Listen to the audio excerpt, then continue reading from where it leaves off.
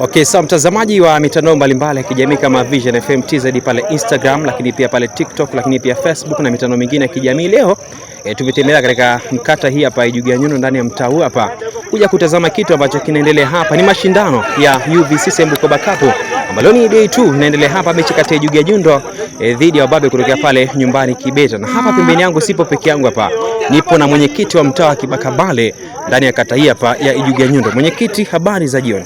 Nzuri sana ndugu mtangazaji. Aonekanemo kidogo. Pengine kwa majina yako unaitwa nani, lakini pia ni mwenyekiti wa mtaa gani? Kwa majina naitwa Rongino George, ni mwenyekiti wa mtaa Kabare Kangeza, kata Ijuga Nyundo, Manispaa ya Bukoba. Umefika hapa uwanjani leo kwa mara ya kwanza, mechi ya ufunguzi hapa kati ya Ijuga Nyundo dhidi ya Kibeta. Pengine kama mwenyekiti unajivunia nini kwenye mashindano hapa ya UVCCM Bukoba Cup? Kwanza kabisa ninajivunia uwepo wa mashindano haya ya umoja wa vijana wa UVCCM. Mashindano haya moja kwa moja kufanyika katika mtaa wangu. Hapa tulipo ni eneo la Ibura, shule ya msingi, moja ya eneo katika mtaa wangu wa Kabare Kangeza. Mashindano haya nimeyapokea kwa bashasha sana, kwa sababu mashindano haya yanawajenga vijana, lakini yanaleta umoja na ushirikiano katika vijana, lakini pia na kuangalia vipaji vya vijana wetu.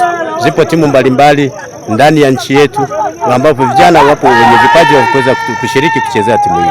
Kwa hiyo kupitia mashindano haya tunanoa vijana ili waweze kupata nafasi nzuri sana kucheza katika vilabu vikubwa hapa nchini.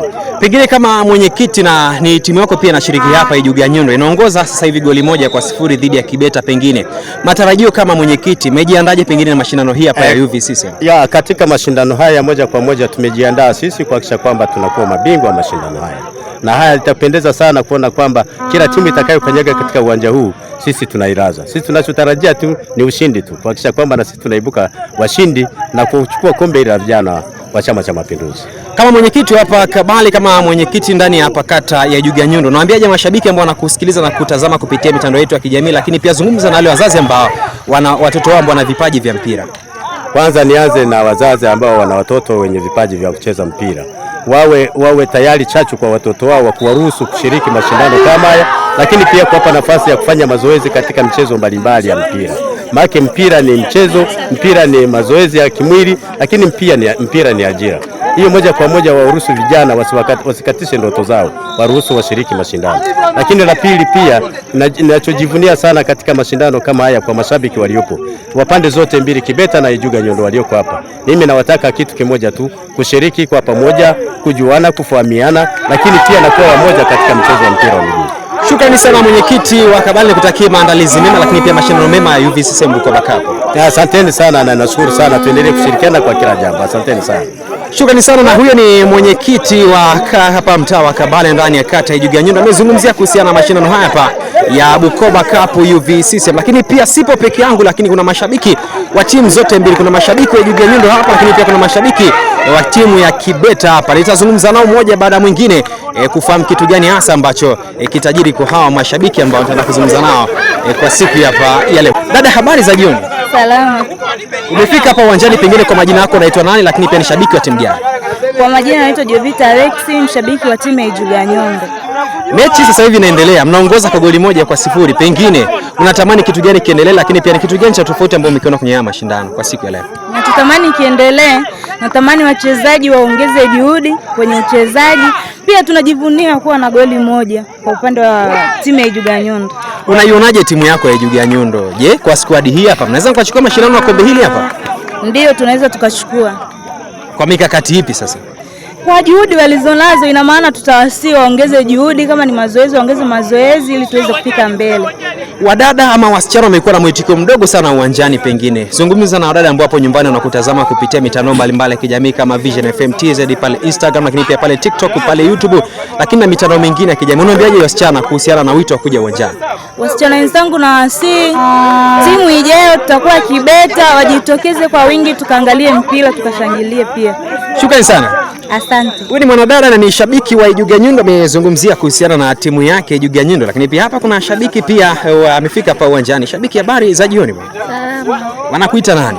Kwa majina naitwa Gloria Sadati, katibu wa masa wa tawi la UVCCM Kabare Kangeza.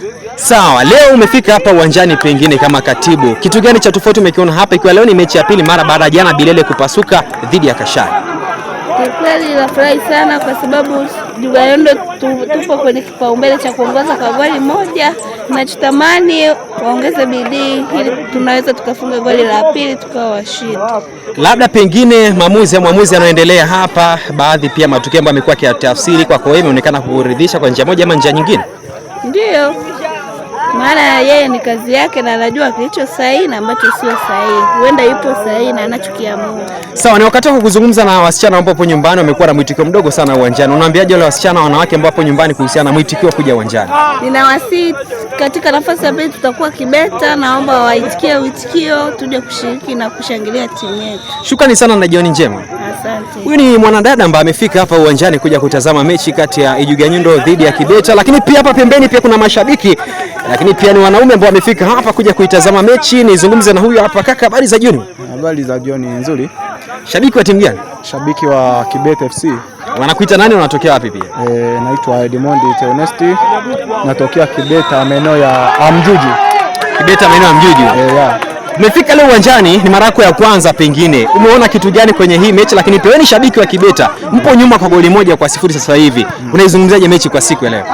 Kiukweli mechi imekuwa nzuri, lakini cha pili tumshukuru Mungu, mvua imenyesha na uwanja tunaona ulivyo, maji ndio yametuasili kiukweli, na kiukweli sisi hatujazoea kucheza kwenye jua.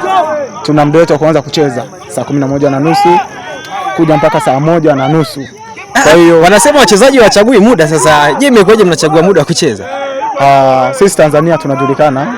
Kwa mfano ndio ujao kuna Simba, kwa mfano Simba hawezi kwenda kucheza na Waarabu, mechi yake ikachezwa saa 1. Itakuwa ni nadra sana ile game kuchezwa saa 1 mpaka waweke saa 10. Kwa hiyo na sisi ni kama Waarabu.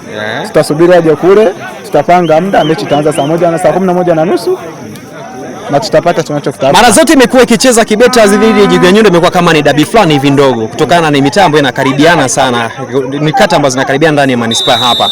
Sasa leo pia mmepigika dhidi ya Ijuganyundo, na mmecheza pia mechi ya kirafiki kama nakumbuka, mlipigika dhidi ya Ijuganyundo. Sasa pengine kwa mechi ya marudiano nyumbani kwenu, mechi za titije kwenda kupata matokeo. Kumbuka wanasema haijaisha mpaka ishe, na mchezo ni kwamba bado unaendelea hapa. Kwa hiyo tuna uwezo wa kupata chochote kitu, na tuna uhakika 99.9 tuna uwezo tukapata ushindi nyumbani kwetu.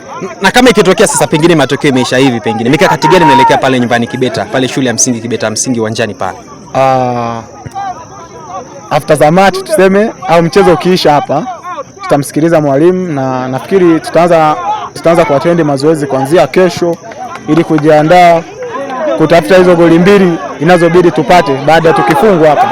Huenda tukifungwa hapa tutatafuta goli mbili hizo tutazipata, na tuna uhakika 99.9, na ile ya mwisho moja ni ya mwamuzi kuona atatupa nini. Shukrani sana bwana. Asante sana.